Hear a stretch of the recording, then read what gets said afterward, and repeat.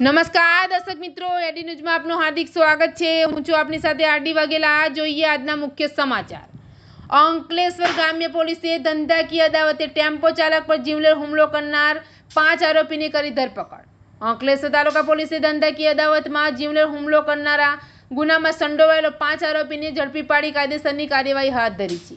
ગત તારીખ 25 સપ્ટેમ્બરના રોજ ફરિયાદી અને માલાભાઈ આઈસર ટેમ્પો જીઆરડીસીમાં આવેલ પેપ્સી કંપનીમાં ચાલતો હોય, જે પોપટ ગાંડાભાઈ અલગોતરને ગમતું ન હોય, જે બાબતે રીસ રાખી ઘાતક હથિયારો વડે પોપટ અલગોતર અને સહિત અન્ય ઇસમોએ ફરિયાદી તેમજ સાહેદ માલાભાઈ વાલાભાઈને લોખંડના પાઇપ અને કુહાડી તેમજ લાકડી વડે માર મારી મોતને ઘાટ ઉતારી નાખવાની કોશિશ કરી અપશબ્દો ઉચ્ચારી ધમકી આપી હતી।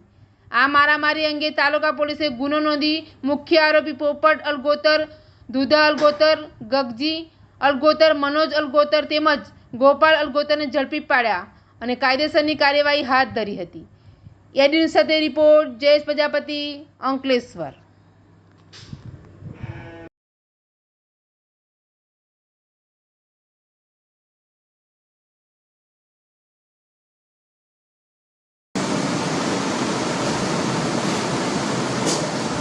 अंदर की तस्वीर निकली वो नवा को तस्वीर बड़ी पड़ी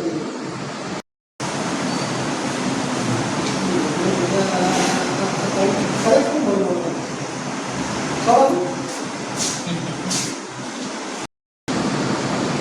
और तो सर